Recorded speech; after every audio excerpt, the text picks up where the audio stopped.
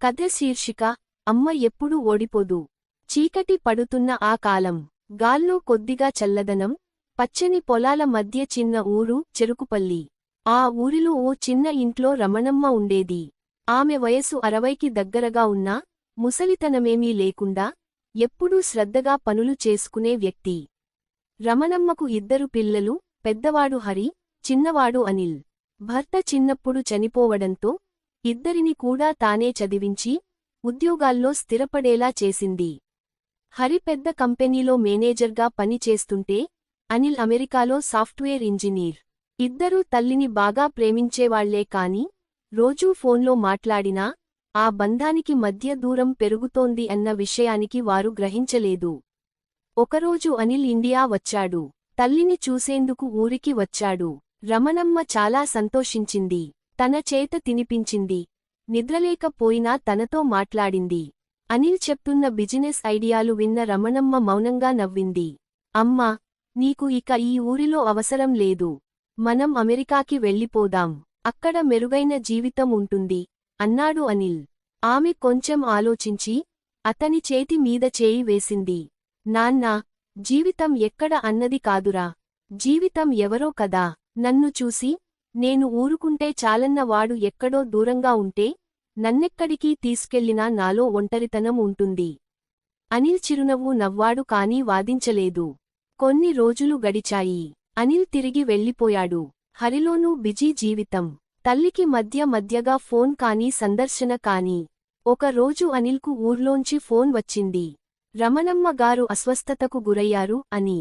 వెంటనే అమెరికా నుంచి వచ్చాడు. ఆసుపత్రిలో ఉన్న తల్లిని చూసి చిన్నబడి వేదనతో కూర్చున్నాడు. తల్లి తలపెట్టి చూసి ముద్దాడింది. అమ్మా, నన్ను మన్నించు. నీ ఒడిలో నేను చిన్నవాడిగా మళ్ళీ ఉండాలని ఉంది అని అనిల్ కళ్లల్లో నీరుతో అన్నాడు. ఆమె చేతిలో చేతివేస్తూ చివరి శ్వాసతో నవ్వింది. నాన్నా, అమ్మ ఓడి ఎప్పుడూ ఓడిపోదు. నీ హృదయంలో నా స్థానాన్ని ఎప్పటికీ నిలబెట్టుకో. ఆమె కన్నీటితో నవ్వుతూ కన్నుమూసింది. ఆ రోజు నుంచి అనిల్ ప్రతి సంవత్సరం ఊరికి వస్తాడు. రమణమ్మ కోసం కాదు, ఆమె ఆశలు, ప్రేమ, బంధం కోసం. ఆమె లేకపోయినా ఆమె ఓడి గుర్తుగా తన మనసులో ఉండిపోయింది. ఎందుకంటే అమ్మ ఓడి ఎప్పుడూ ఓడిపోదు. అత్యాశ సోదరుడు. ఒక్కప్పుడు ఒక గ్రామంలో 2 సోదరులు ఉండేవారు. పెద్దవాడు రామయ్య, చిన్నవాడు లక్ష్మయ్య. వాళ్ల తండ్రి చనిపోయినప్పుడు తండ్రి సంపాదించిన భూములు, ఆస్తులన్నీ ఇద్దరికి సమానంగా పంచిపెట్టాడు. రామయ్య శ్రద్ధగా, కష్టపడి పనిచేసి తను ఉన్నంతలో సంతృప్తిగా జీవించేవాడు. కాని లక్ష్మయ్య మాత్రం ఎంతో అత్యాశపడ్డాడు. తన సోదరుని వాటా కూడా తానే పొందాలని, పెద్దగా ధనవంతుడిగా మారాలని కోరిక పెంచుకున్నాడు. ఒకరోజు లక్ష్మయ్య రామయ్య దగ్గరకు వెళ్ళి అన్నాడు. అన్నా, మనం ఇద్దరం కలిసి వ్యవసాయం చేద్దాం. నేను నీతో పనిచేస్తాను. అయినా నీతో కలిసి పనితీరును నేర్చుకుంటాను. రామయ్య ఆనందంతో ఒప్పుకున్నాడు. వాళ్లు కలిసి పని ప్రారంభించారు.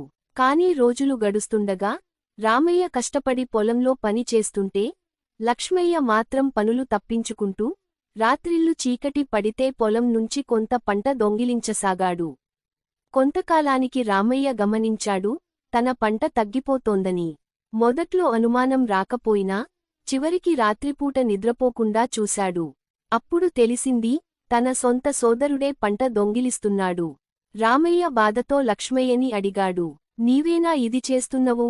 నీకు కావలసినంత భాగం ఇచ్చాను. మరి ఎందుకు ఇలా చేస్తున్నవు?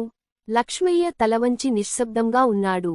కాని ఆ రాత్రే అతను రామయ్యతో గొడవపడి మొత్తం భూమిని తన పేర మీద రాసిపెట్టమని బలవంతం పెట్టాడు. చివరికి గ్రామ పెద్దలు విషయంలో కలగజేసుకుని ఇద్దరికీ దూరంగా వేరువేరుగా జీవించమన్నారు. కాలం గడిచింది. రామయ్య తన సింపుల్ జీవనంతో బాగానే జీవించాడు. కాని లక్ష్మయ్య అత్యాశతో ఇంకా ఎక్కడి భూములు, సంపత్తులు అన్న పిచ్చిలో పడ్డాడు. దురదృష్టవశాత్తు అప్పుల పాలై చివరకు తనదైన ఎకరం భూమి కూడా పోగొట్టుకున్నాడు. చివరికి లాద్యమయ్య తన చేసిన తప్పును తెలుసుకున్నాడు. రామయ్యను చూసి కన్నీళ్లతో మన్నించమన్నాడు. రామయ్య నవ్వుతూ అన్నాడు, పాపం తెలుసుకోవడం గొప్ప విషయానికి.